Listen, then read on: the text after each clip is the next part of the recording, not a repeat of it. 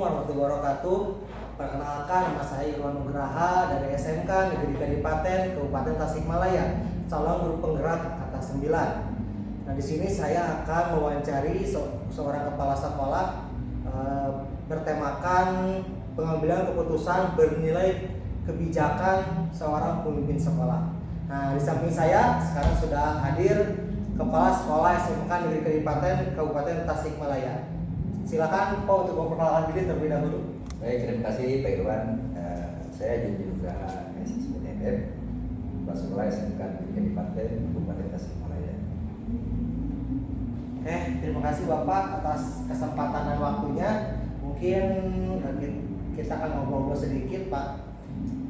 Selama ini Bapak, ketika Bapak menjadi seorang pemimpin sekolah, apakah Bapak pernah mengambil suatu keputusan ke dalam dua hal? Yang pertama, keputusan itu ada yang baik lawan yang baik, dan yang kedua ada yang baik lawan yang tidak baik.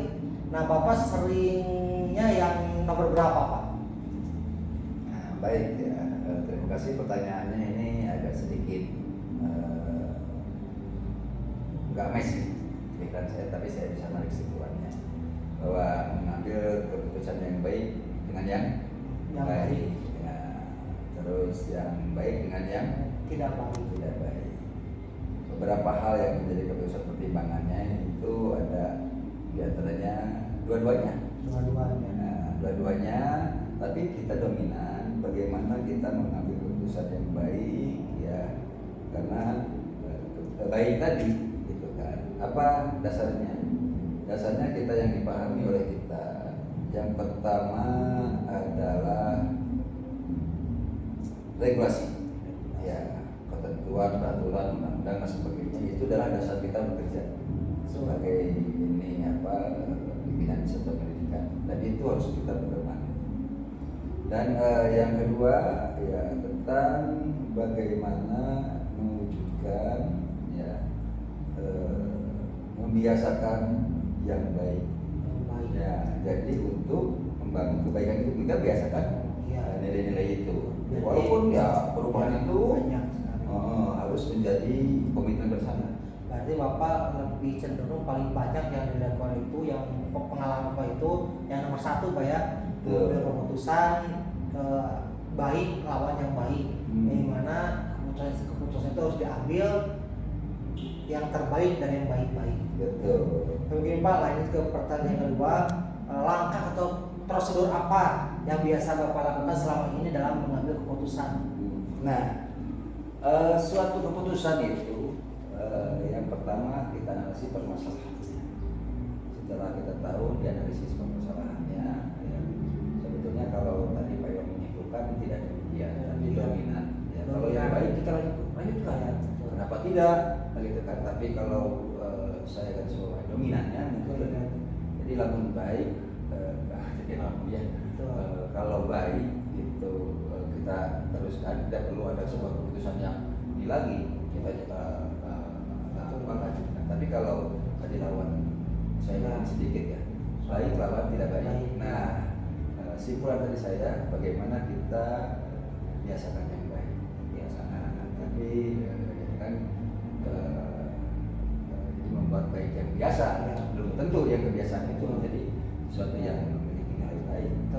Terutama ini Pak, yang saya pelajari ya dari modul 3.1 ini ada dilema etika, ya ada bujukan moral. Betul. Nah, dilema etika itu keputusan yang baik lawan yang baik lagi.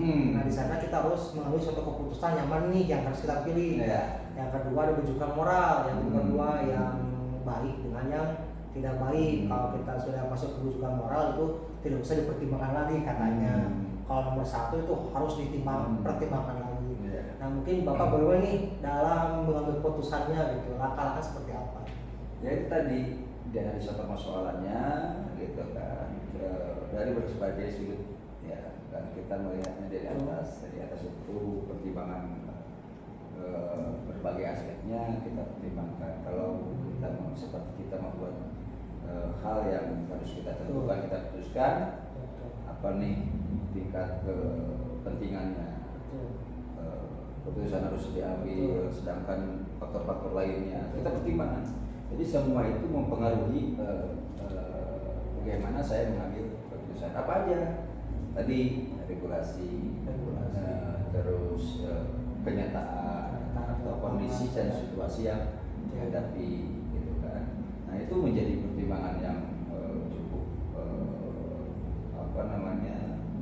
mempengaruhi.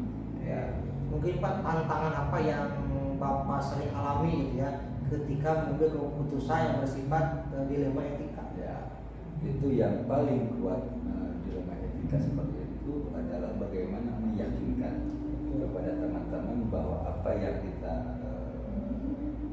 kuatkan atau ambil keputusan ini harus benar-benar dipahami. Nah, dipahami ya, apalagi menyangkut etika ya.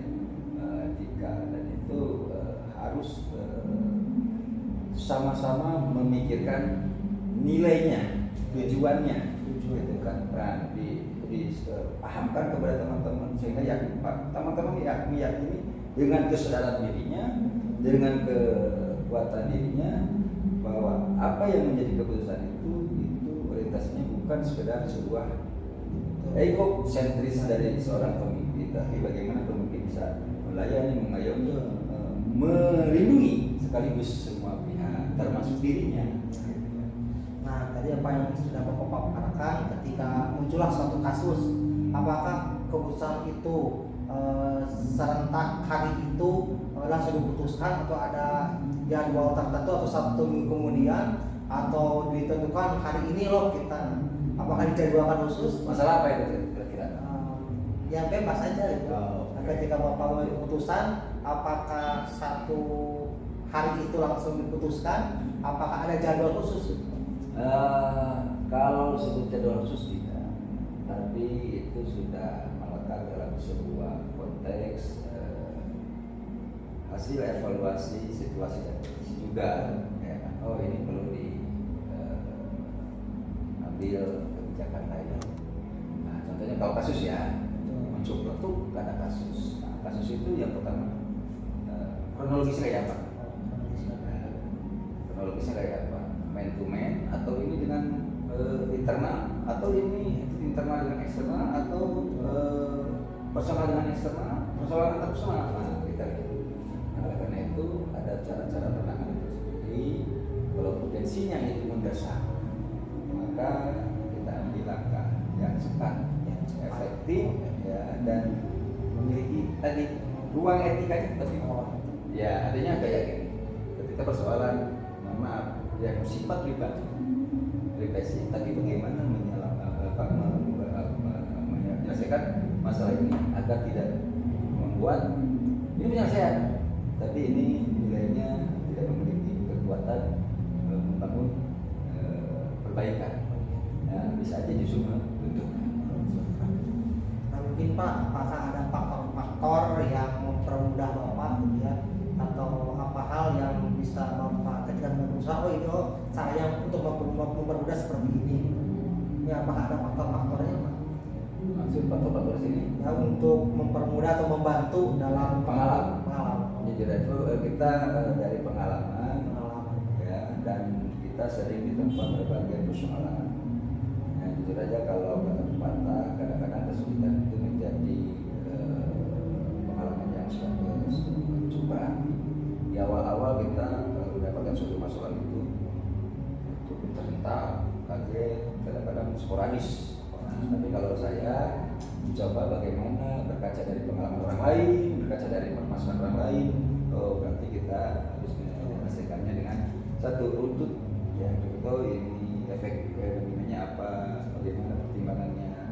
Nah, sehingga ya itu tadi kalau saya rasakan adalah pemahaman wawasan, karena kita itu adalah negara yang luar biasa indahnya pandangan sudut hukum, norma dan etika tadi, sosial yang tertulis maupun tidak tertulis, dan ditambah lagi pengaruh budaya, gitu kan, karakter. Tapi kita simpulkan bahwa tujuan kita, pedoman pertama adalah memang regulasi, ya, dan berbagai aspek kita harus coba menguasai ya, menerima walaupun mungkin tidak sempurna. Betul. Banyak sekali Pak, daging semua Pak isinya Pak, aduh mantap sekali. Mungkin dari tadi dari beberapa hal yang Bapak sampaikan ya, pembelajaran apa yang Bapak bisa petik dari pengalaman Bapak itu sendiri?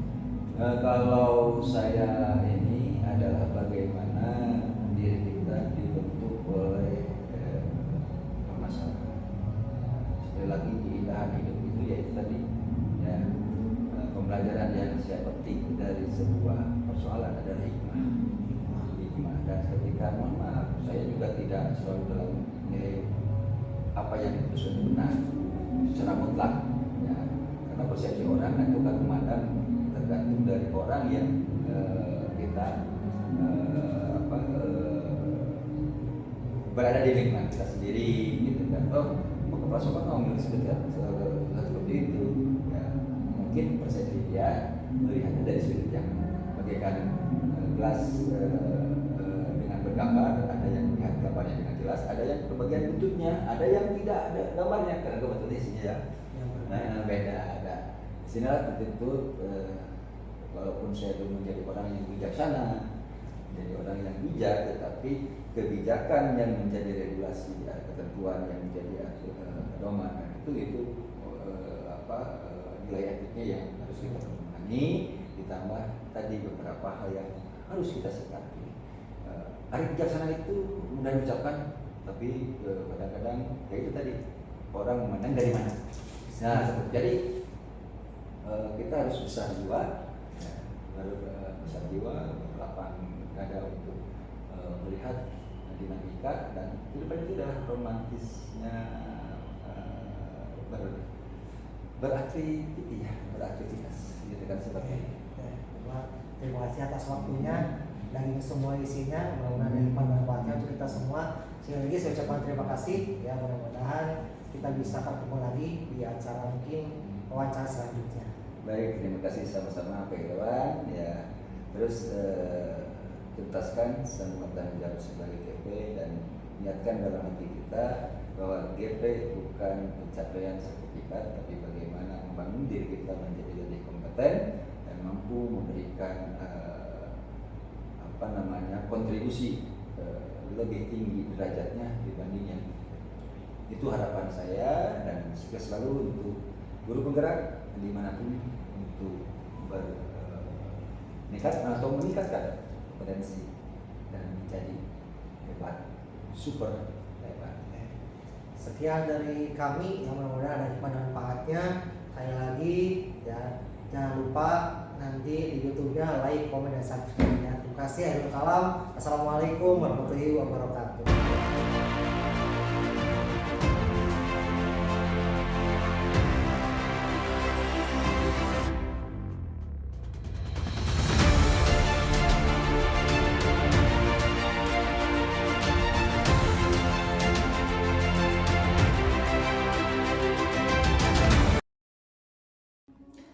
Assalamualaikum warahmatullahi wabarakatuh.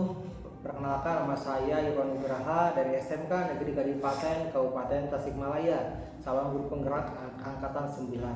Nah, sekarang saya akan mewawancari seorang kepala sekolah yang berprestasi di Provinsi Jawa Barat. Ini wawancara ini adalah wawancara yang kedua ya.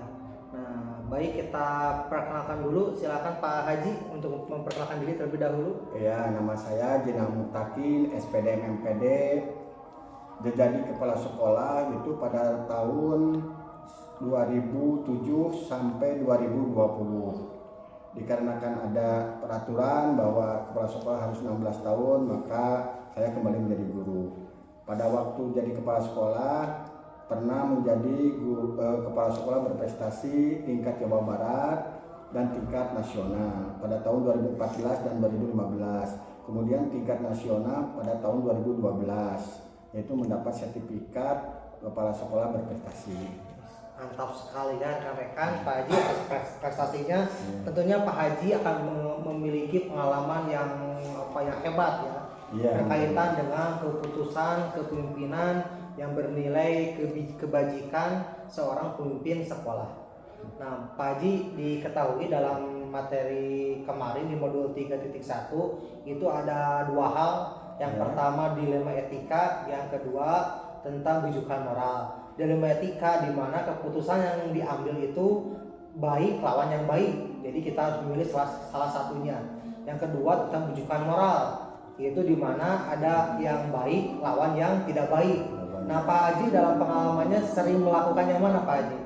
Ya, Yang nomor 1 atau nomor 2? biasanya saya itu nomor 2, Nomor 2. yaitu kebijakan yang baik melawan yang tidak baik. Kenapa? Karena setiap kebijakan dan keputusan yang betul-betul sudah dimatangkan oleh saya sebagai kepala sekolah dan teman-teman dari Wakasek tim manajemen, tapi kadang-kadang ada keputusan atau kebijakan dari seorang kepala sekolah itu justru masih banyak guru yang menentangnya. Karena kenapa? Karena ya menurut mereka bahwa kebijakan itu tidak sesuai dengan hati nurani. Itu satu. Yang kedua, mereka itu selalu menurut egois masing-masing. Kalau kami sebagai saya sebagai pengalaman sebagai kepala sekolah, ya kebijakan itu bukan menurut egois atau hati nurani sendiri, tetapi kita lihat institusi sesuai dengan kondisi keadaan di mana tempat kita bernaung di salah satu SMK tersebut. Berarti Pak Haji itu kebanyakan melakukan di mana keputusannya itu yang baik lawan yang tidak baik. Yeah. Kalau yang baik dengan yang baik, bagaimana itu Pak Haji? Kalau yang baik dan yang baik artinya setiap kebijakan yang kita putuskan, yang kita sudah musyawarahkan dengan para manajemen kepemimpinan yang ada di sekolah tersebut, contoh saya sekolah di SMK Raja Pola dan sekolah SMK Negeri Kadipaten Kabupaten Tasikmalaya, yang baik artinya mereka mendukung kita. Nah, itulah guru dan ada dukungan dari Bapak Ibu guru sesuai dengan kebijakan kita, misalkan sesuai dengan visi misi kita, maka insya Allah sekolah itu akan maju. Nah, itu malah sekolah itu anak siswanya itu pasti akan berprestasi. Beda dengan yang baik lawan yang tidak baik. Nah, itu sekolah justru tidak akan maju sesuai dengan apa yang kita harapkan. Nah, Pak Haji, langkah-langkah apa yang mungkin Pak Haji pernah lakukan ya untuk mengambil keputusan itu? Nah, langkah-langkahnya itu pertama kita lihat dulu apa yang kita mau ambil kebijakan atau keputusan. Ya. Karena kebijakan itu kan beda-beda langkahnya. Betul. Nah, tapi yang secara umum langkah-langkah untuk memutuskan suatu kebijakan, yang pertama kita lihat dulu apa sih yang akan diputuskan kebijakan tersebut. Betul. Ya. Yang kedua, nah kebijakan tersebut mengenai hal apa? Nah, kalau mengenai hal umum atau yang khusus. Kalau yang umum, biasanya saya sebagai kepala sekolah mengambil kebijakan tersebut kita pertimbangkan dari pendapat para ahli. Biasanya kita membaca dengan para ahli, kemudian kita pertimbangkan pendapat-pendapat dari komite, kemudian kita pertimbangkan pendapat-pendapat dari stakeholder yang ada di sekolah tersebut, malah kita pertimbangkan juga dari pendapat-pendapat siswa atau mungkin juga diwakili oleh pengurus OSIS. Nah, itu baru itu kita ambil kebijakan pertimbangan dari itu. Kita tidak bisa memutuskan sebelah pihak. Apapun juga kita disesuaikan dengan kondisi keadaan, kemudian stakeholder mempertimbangkan pendapat mereka. Nah, baru keputusan. Mantap sekali Pak Haji ya. Mungkin Pak Haji berdasarkan pengalaman Pak Haji, apakah ada trik yang efektif, yang lebih efektif nanti langkah-langkah yang panjang sekali Pak Haji? Apakah ada trik khusus ya yang efektif dalam pengambilan keputusan? Nah, trik yang paling khususnya itu tadi kan secara umum. Tapi yang trik secara khusus, nah misalkan kita mengambil keputusan untuk sekolah kita, kepentingan sekolah kita, ya kita yang paling lihat itu kebutuhan yang paling pokok sekolah tersebut. Apa? Kenapa? Karena kalau kita tidak melihat kebutuhan pokok yang di sekolah tersebut, kita tidak mungkin mengambil kebijakan. Sehingga ini kebijakan yang harus diambil. Nah, trik itu kita sebarkan dulu ke stakeholder yang ada, ada pendapat lain atau tidak. Nah, tapi kalau memang keputusan harus khusus secara cepat, nah trik tersebut yang penting kita itu apa sih kebutuhan yang di sekolah kita, apa anak itu kebutuhannya apa, kemudian guru kebutuhannya apa, untuk mensukseskan proses belajar kebutuhannya apa. Nah, baru akan terjadi trik yang khusus yaitu. Triknya bagus sekali Pak Haji ya. Nah, mungkin Pak Haji berdasarkan pengalaman Pak Haji, apakah ada tantangan Pak Haji ketika mengambil keputusan yang memang dirasa kurang enak ya oleh diri sendiri? Itu banyak sekali Pak, keputusan yang memang memberatkan bagi kita, terutama mohon maaf itu dari teman-teman kita seperjuangan para bapak dan ibu guru. Kenapa? Karena kalau kita lihat bapak ibu guru kan banyak. Betul. Kemudian karakternya berbeda-beda. Kami sudah misalkan sudah berusaha untuk mengambil keputusan yang menyenangkan mereka, mensukseskan mereka, kemudian menguntungkan mereka, tetapi masih banyak dari terutama tantangan yang paling berat itu dari para guru. Kenapa? Karena itu ada karakter dari sifat seorang guru atau sifat seorang manusia bahwa satu dia selalu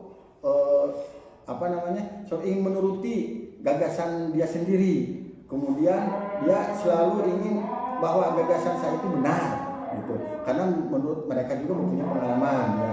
Tetapi makin kesini juga kan berbeda kebutuhan, keadaan yang ada di sekolah tersebut. Tantangan yang paling berat yaitu satu, yaitu dari dalam sendiri.